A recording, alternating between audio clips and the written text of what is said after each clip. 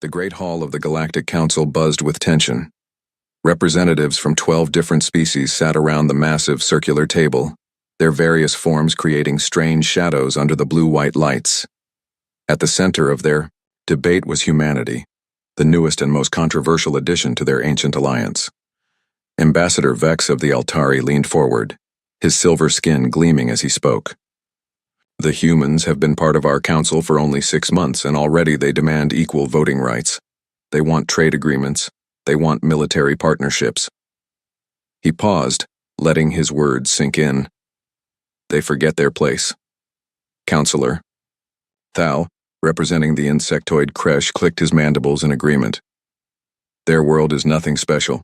Earth scores only Class 7 on the habitability scale. Most of our home worlds are Class 3 or 4. These humans come from a soft, easy planet, yet they act like they belong among the great civilizations. The debate had been going on for hours. Some council members wanted to simply ignore humanity's requests. Others suggested giving them minor roles in galactic affairs. But Vex had a different idea, one that would solve their human problem permanently. Propose we give them exactly what they want, Vex said, his voice smooth and cold. They want to prove they belong among us? Let them prove it on Korath Prime. The hall fell silent. Even the translator devices seemed to pause before converting his words into the various alien languages. Korath Prime. Every species in the galaxy knew that name. It was a Class 15 Deathworld, the highest rating on the danger scale. 3 different alien expeditions had tried to establish colonies there over the past century. None had lasted more than a week. The Vrex had lost 200 colonists in 4 days. The proud Zephyrians had fled after just 2 days, leaving behind only automated distress beacons. Even the hardy silicon-based Rocklings had abandoned their attempt, after losing half their expedition to the planet's impossible conditions. You cannot be serious, whispered Elder Nira of the Peaceful Symphons. That world has killed thousands.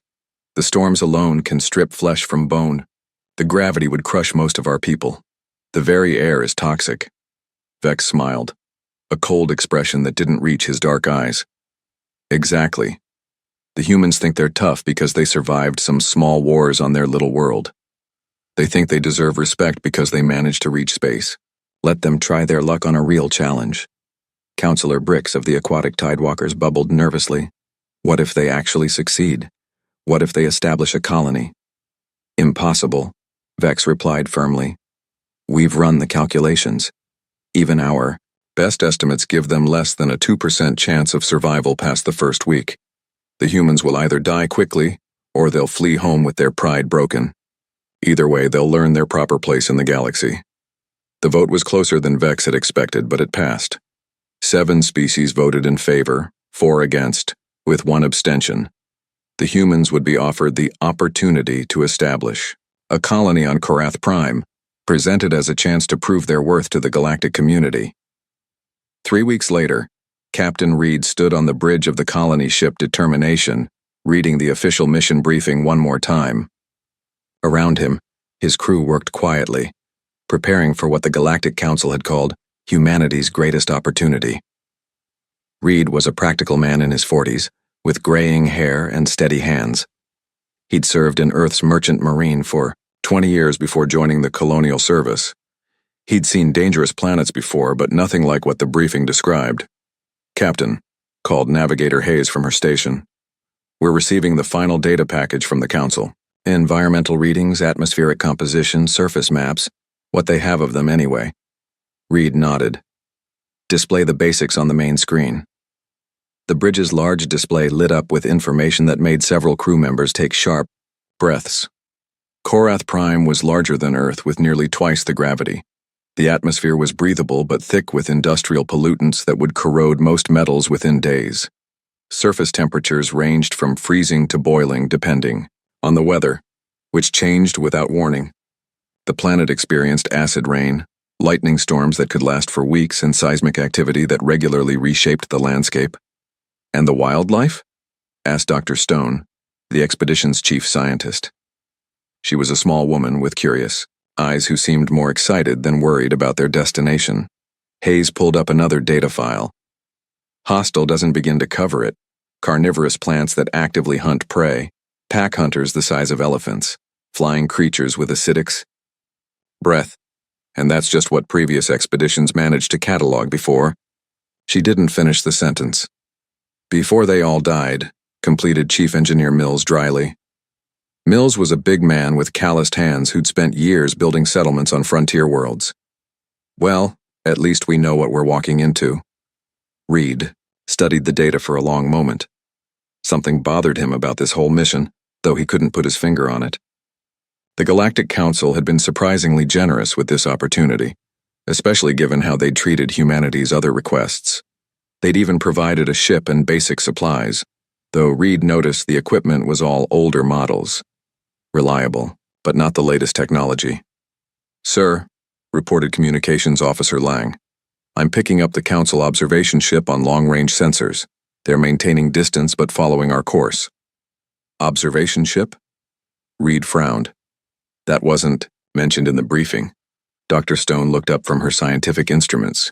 Maybe they want to document humanity's first attempt at colonizing a Class 15 world, for historical records. Mills snorted. Or maybe they want to watch us fail. Did anyone else notice they gave us exactly enough supplies for 6 months? Not a year, not 2 years, 6 months, like they're expecting us to give up by then. Reed had noticed the same thing. The more he thought about it, the more this felt less like an opportunity and more like a test, or worse, a trap.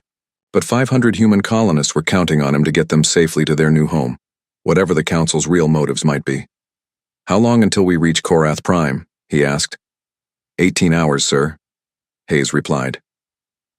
Reed looked around at his crew. Good. People who'd volunteered for this mission despite its obvious dangers. Behind them, through the ship's corridors, were 500 more humans who'd left Earth behind for a chance at a new life. Families with children, young couples looking for adventure, older folks seeking one last frontier, scientists eager to study an unexplored world, engineers ready to build something from nothing. They'd all read the briefings. They all knew the risks. And they'd all come anyway, because that's what humans did. When faced with the impossible, they didn't back down. They figured out how to make it work. "All right, people," Reed said, his voice calm and steady. "We've got 18 hours to finalize our landing preparations. Dr. Stone, I want detailed analysis of those environmental readings. Mills, double-check all our equipment and make sure we have backup plans for when things break down. Hayes, plot us the safest possible landing approach." As his crew got to work, Reed took one last look at the data about Korath Prime. Somewhere out there, an alien observation ship was following them, probably filled with Council members expecting to watch humanity's newest colony collapse within days. Reed smiled grimly. Maybe they would fail. Maybe Korath Prime would prove too much even for human stubbornness. But if the Council thought humans would give up without a fight, they were about to learn something new about the species they'd so casually dismissed.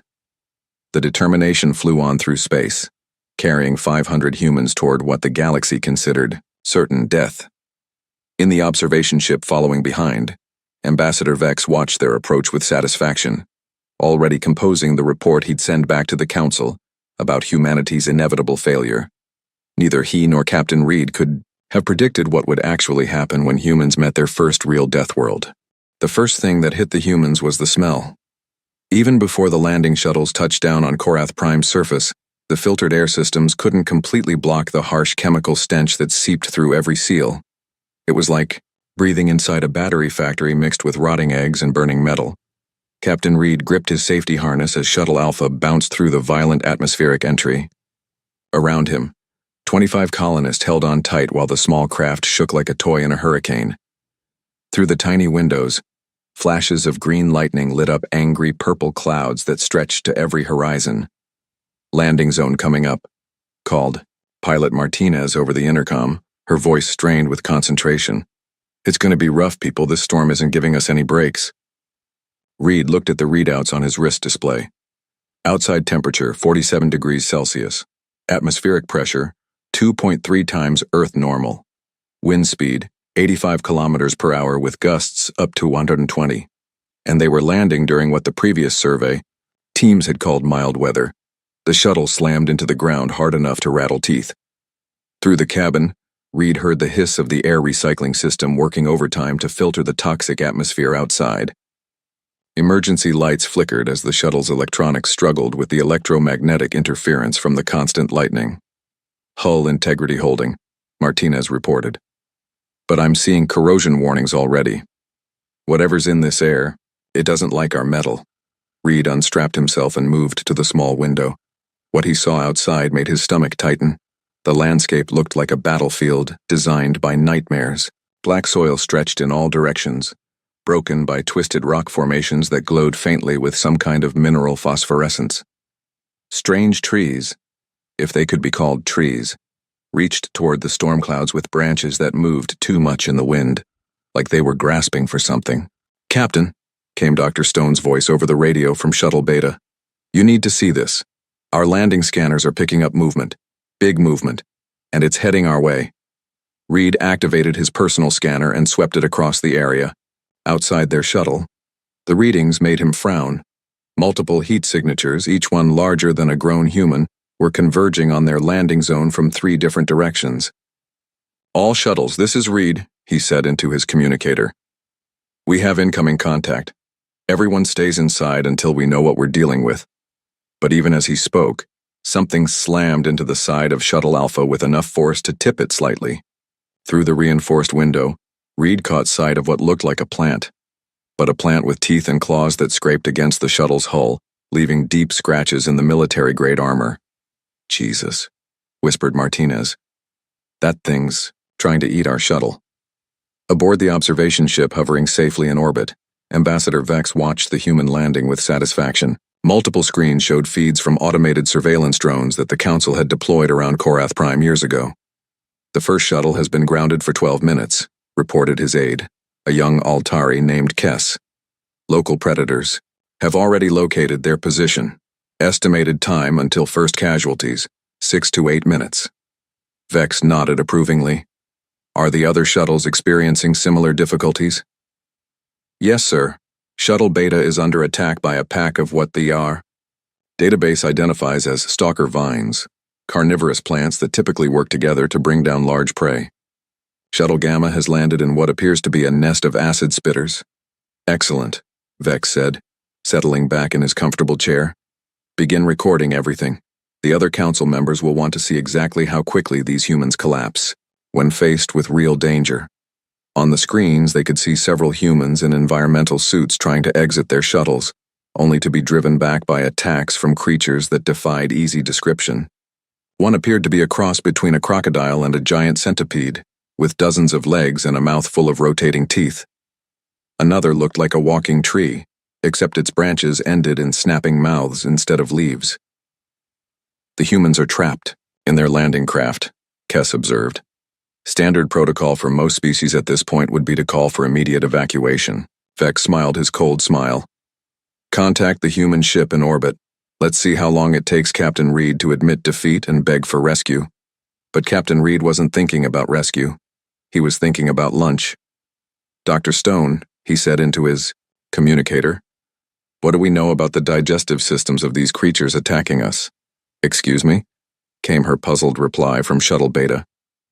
"I'm looking at this plant thing trying to chew through our hull," Reed explained calmly, "and I'm wondering what it eats normally. Because if it's trying this hard to get to us, maybe we taste like something it already hunts." Dr. Stone was quiet for a moment. "That's actually brilliant, Captain. Give me a few minutes to run some scans." While she worked, Reed turned to the colonists in his shuttle. They were scared. He could see it in their faces, but they weren't panicking. Marines Beck and Torres had their weapons ready. Engineer Mills was studying the hull damage with professional interest. Even the families with children were staying calm, trusting their leaders to find a solution. "Okay, people," Reed said. "Here's what we're going to do. These creatures are treating us like prey, which means they're probably not as smart as they are dangerous. Mills, what would happen if we vented some of our waste heat through the hull?" Mills understood immediately. "Make ourselves look less appetizing? Yeah, that could work. Give me 5 minutes. Me 5. Dr. Stone," Reed continued, "can you identify what these things are actually hunting? What's their normal food source?" "Already on it," came her reply. "Fascinating, Captain. These stalker vines appear to be ambush predators that normally hunt something called tunnel borers, large underground creatures that generate significant heat signatures. If we could somehow mimic the defensive mechanisms of these tunnel borers— "You mean fight back," said Marine Beck, checking his weapon. "I like that better than hiding." Reed made his decision. "All shuttles, this is Reed. We're not waiting for rescue. We're going on the offensive. But we do this smart. Dr. Stone, I want you to identify weak points on these creatures. Mills, prepare defensive modifications to our shuttles. Beck, Torres, and all security personnel. You're with me."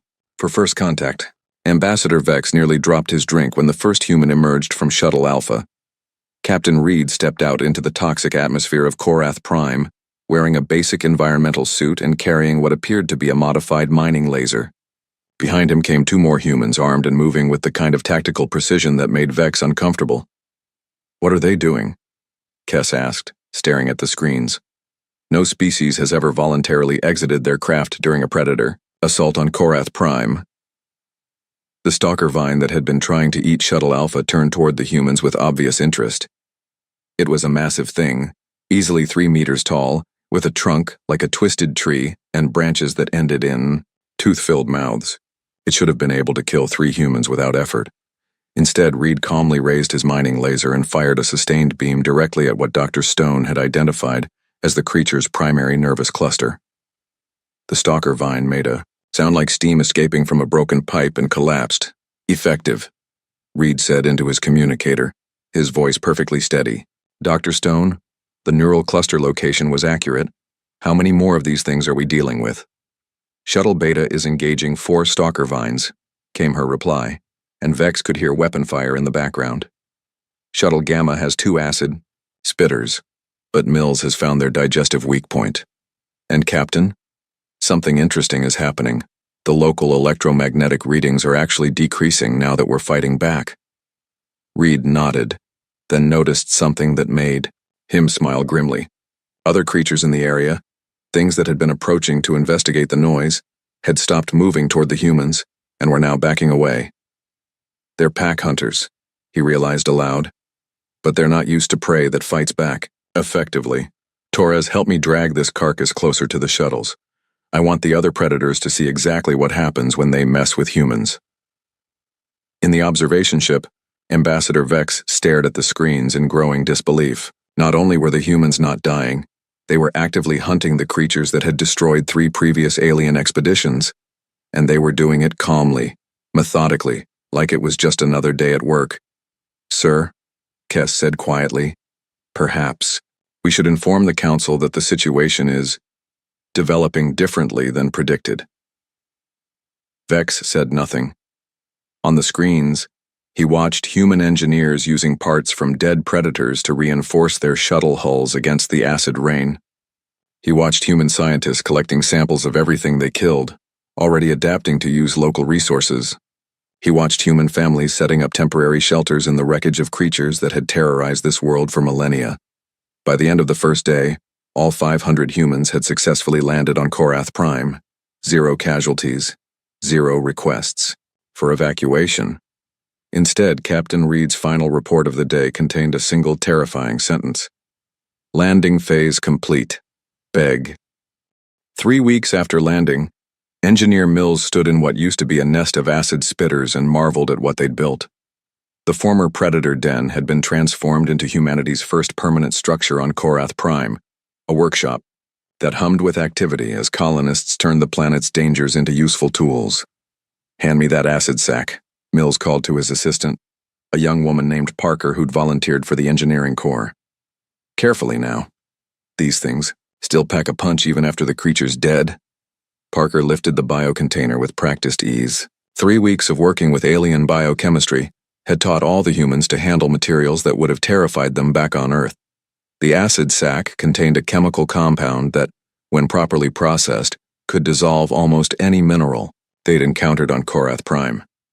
"Perfect for mining operations," Mills muttered, carefully connecting the sac to their improvised refinery. "What took the Vrex months to dig, we can clear in hours." Outside the workshop, the sound of construction echoed across their growing settlement. Where the first day had been about survival, the following weeks had been about adaptation. The humans had discovered something that the previous alien expeditions had missed. Korath Prime wasn't just trying to kill them, it was trying to communicate. Doctor. Stone emerged from the workshop's makeshift laboratory, holding a tablet displaying her latest findings. Her environmental suit was stained with various alien chemicals, but her eyes were bright with excitement. Mills, you need to see this, she said, pulling up a complex diagram. Remember how we thought the lightning storms were random? They're not. They follow patterns based on underground mineral deposits. The planet is essentially telling us where to find the richest mining sites. Mills looked at the data and whistled low. So every time we see those green lightning clusters, exactly, concentrated rare earth deposits. The Zephyrians probably ran from storms that were actually pointing them toward the most valuable resources in the sector. Their conversation was interrupted by the arrival of Captain Reed, who walked in carrying what looked like a flowering branch. But as he got closer, both Mills and Dr. Stone could see that the flowers were actually small, tooth-lined mouths that snapped playfully at Reed's fingers. Captain, Dr. Stone said carefully, please tell me you didn't just domesticate a carnivorous plant. Reed grinned. Meet our new security system. Turns out these snap blossoms only attack creatures that produce certain stress hormones. They're basically living alarm systems. Plant them around the perimeter, and they'll only bite intruders. Mills shook his head in amazement. 3 weeks ago, plants like that were trying to eat us. 3 weeks ago, we were stressed and afraid, Reed replied. Now we're confident and settled. The local ecosystem is responding to our emotional state. It's like the planet can sense that we're not just visitors anymore, we're residents. This was the pattern that had emerged across their settlement. What the Galactic Council had classified as impossibly hostile was actually a complex ecosystem that responded to the behavior and attitude of new arrivals. Previous alien expeditions had approached Korath Prime with fear and desperation, triggering aggressive responses from the native life forms. But humans had approached it with curiosity and determination, and the planet had responded differently. Marine Beck jogged back into the settlement, returning from his morning patrol with a string of what looked like rainbow-colored fish slung over his shoulder. Except these fish had wings and could breathe fire when threatened. Breakfast is served, he announced to the group of colonists gathered around the central cooking area. Flame fishers, caught fresh from the thermal vents. Dr. Stone, you were right about the spice glands. They taste like nothing we've ever had on Earth. Beck had adapted to Korath Prime better than anyone expected. The former military man had discovered that the planet's dangerous wildlife responded well to confident, respectful hunting practices. Instead of trying to eliminate threats, he'd learned to work with the ecosystem's natural patterns. Any trouble out there? Asked Torres, who was working on expanding their communications array. Spotted a pack of tunnel crawlers about 2 kilometers east, Beck reported. But they kept their distance. I think word is spreading among the local wildlife that humans aren't easy prey. This wasn't just Beck's imagination. Dr. Stone had documented behavioral changes in dozens of species around their settlement. Predators that had been aggressively territorial were now maintaining respectful distances. Scavengers were actually helping clean up areas around human structures. Even the notorious stalker vines had begun growing in patterns that seemed designed to provide natural windbreaks for the human buildings. It's like the planet is adapting to us at the same time we're adapting to it, Dr. Stone had written in her daily reports. Rather than seeing us as an invasive species, Korath Prime appears to be treating us as a new type of native life form. In the observation ship, Ambassador Vex paced back and forth in front of the monitoring screens, his silver skin flushed with frustration. The daily reports from the surveillance drones painted a picture that contradicted everything the Galactic Council thought they knew about Class 15 Deathworlds. Show me the population count again, he demanded. Kess pulled up the latest data. 547 humans currently on the surface, sir. That's up from the original 500. Up? Vex stopped pacing. How is it up? Births, sir. 3 babies have been born since the colony was established and... Kess hesitated. And what? Requests for transfer, sir. Humans from other colonies are asking to be relocated to Korath Prime. They're calling it a paradise world in their communications. Vex stared at the screens showing the human settlement. What had started as a few defensive shelters was now a thriving town with permanent buildings, cultivated gardens, and even recreational areas. Children played in parks built around tamed carnivorous plants. Adults worked in harmony with creatures that had killed entire alien expeditions. Paradise World, he repeated numbly. They're calling a Class 15 Deathworld a paradise. Sir, Kess said quietly, perhaps we should consider the possibility that our classification system doesn't account for certain variables. Before Vex could respond, their communications officer rushed in. Ambassador, we're receiving a transmission from the human colony. It's addressed to the Galactic Council. Vex felt a chill run down his spine. Put it through. Captain Reed's face appeared on the main screen. He was standing in what appeared to be a comfortable office with windows that looked out over the human settlement. Behind him, alien plants grew in decorative pots, and the sound of human laughter could be heard from somewhere nearby. Greetings, Ambassador Vex, Reed said with a polite smile. I wanted to provide you with our 3-week status report. Vex found his voice.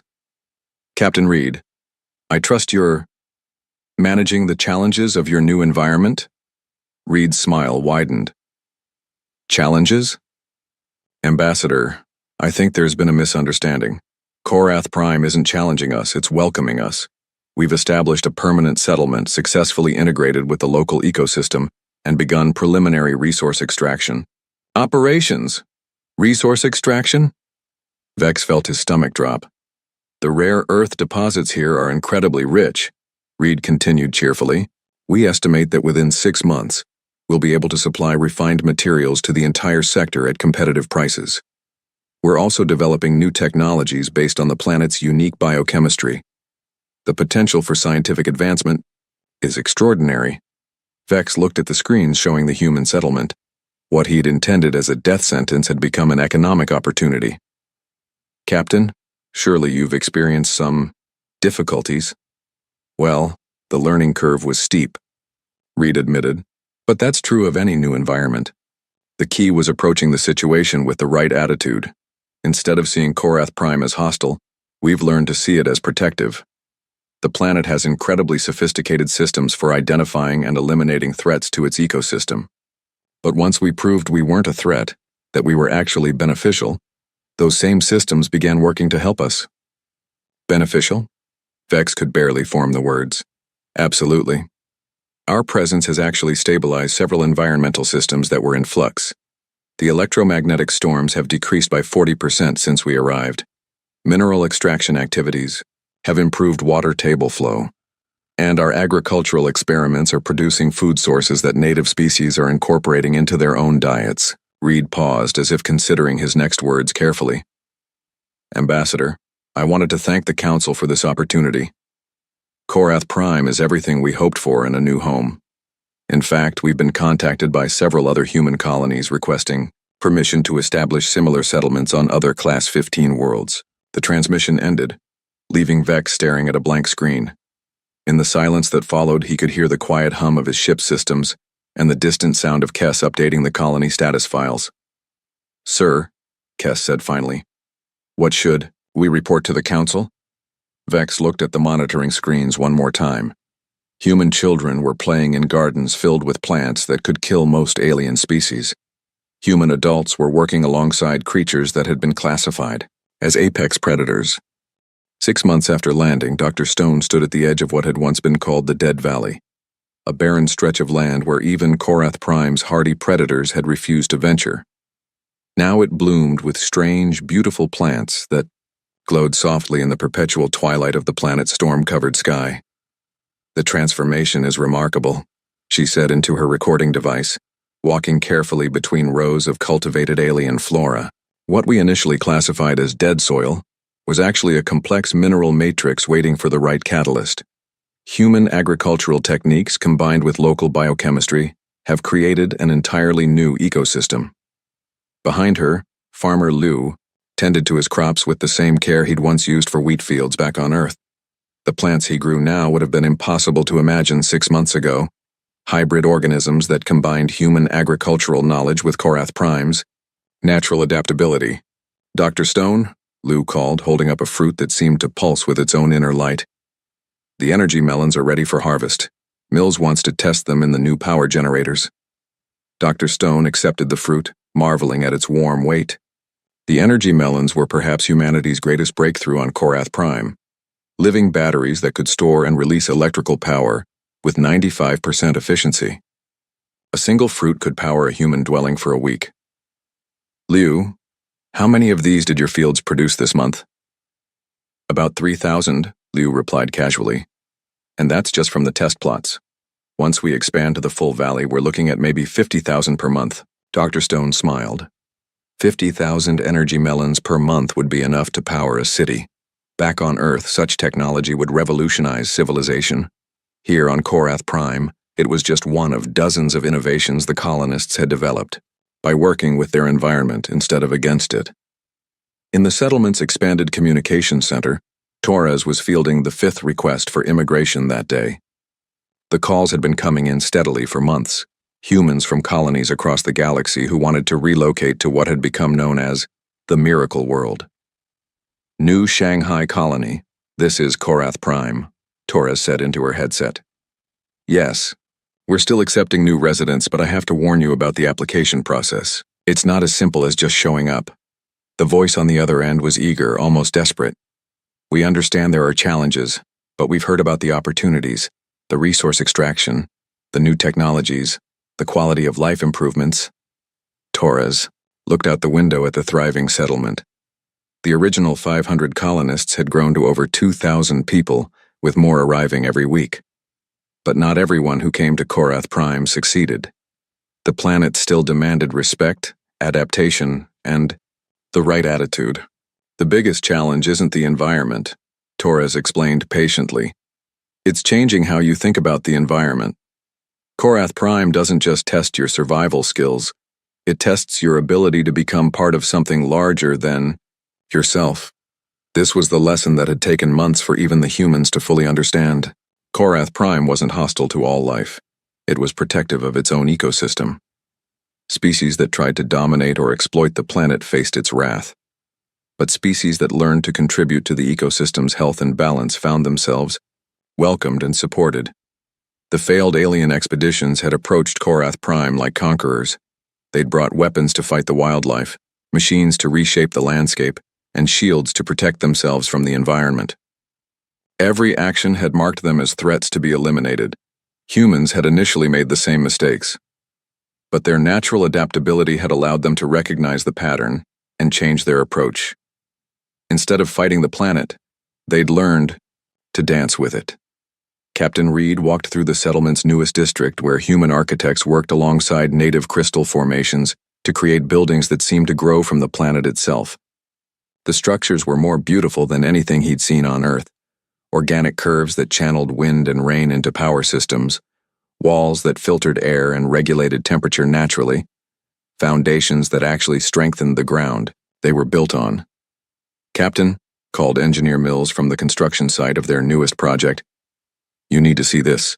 Reed approached the foundation dig, where Mills and his team were working on what would become Korath Prime's first industrial complex.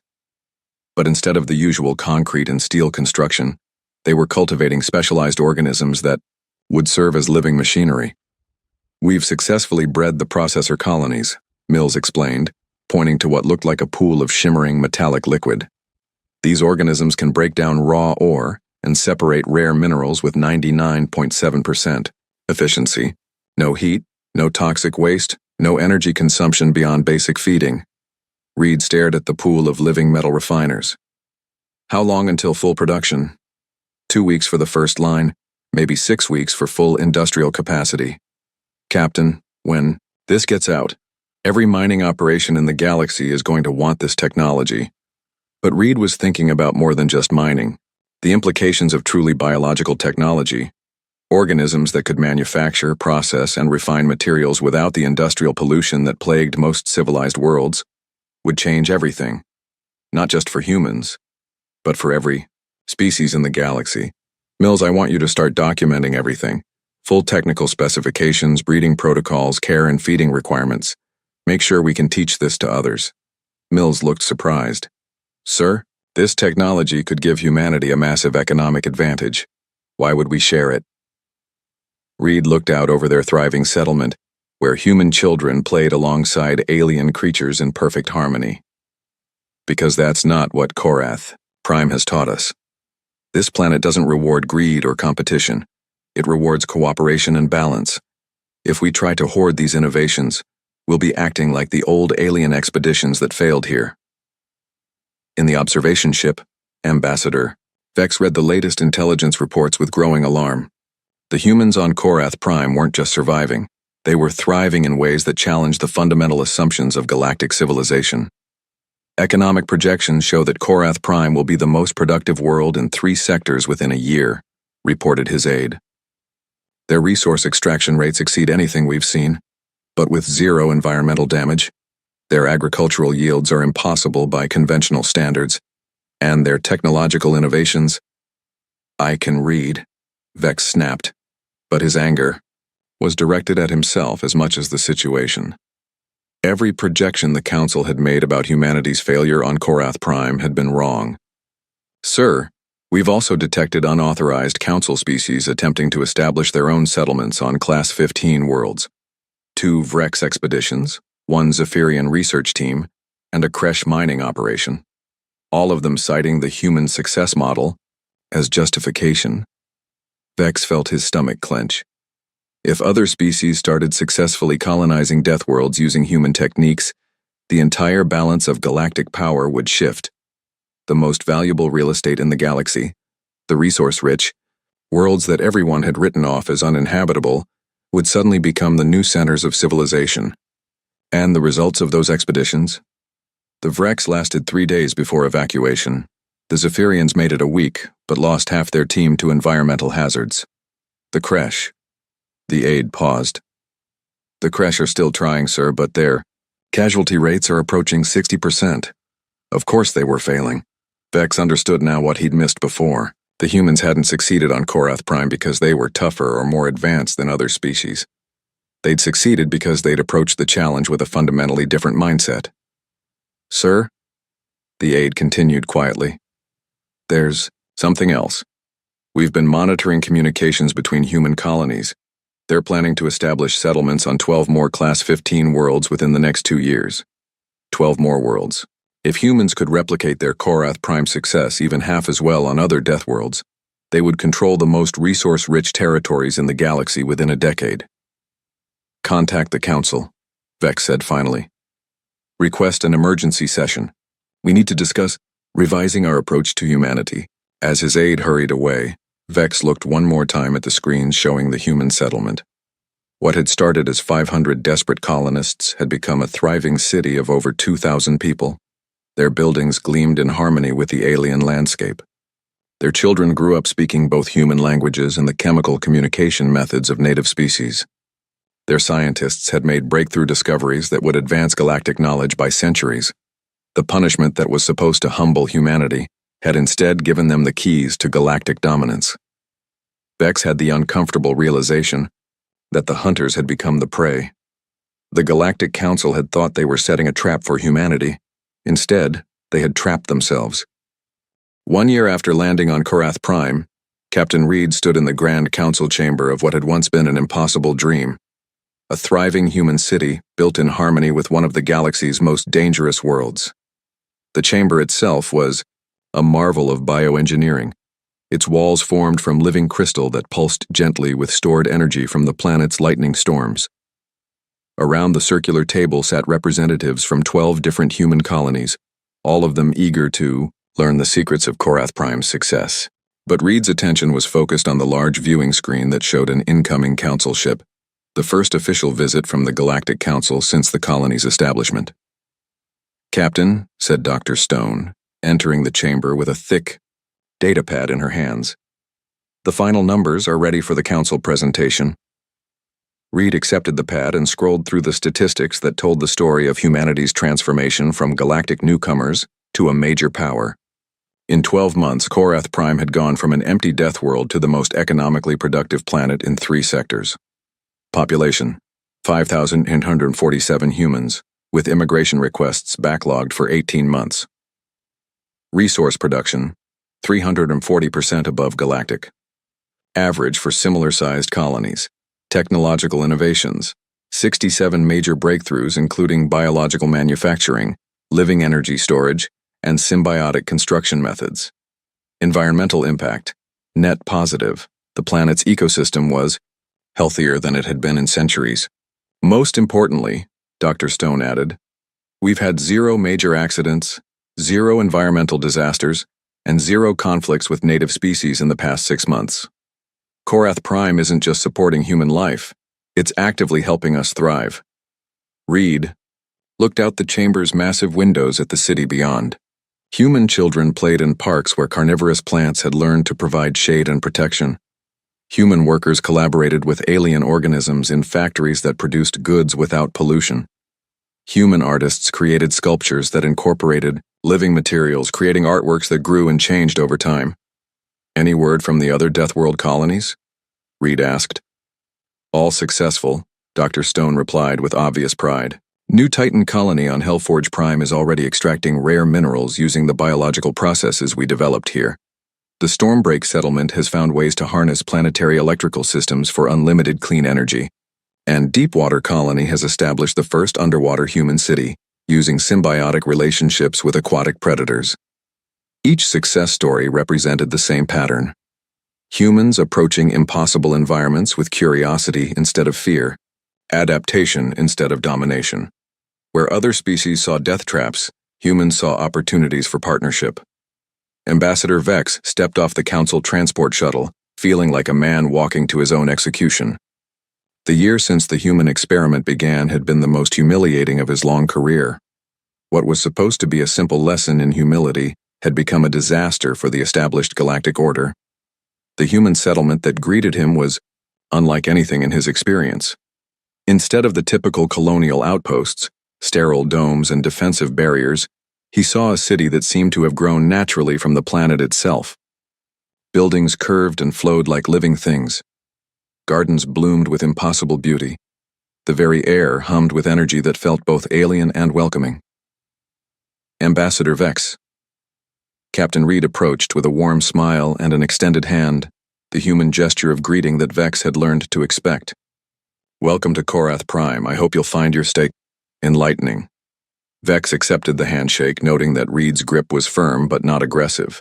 This was confidence, not hostility.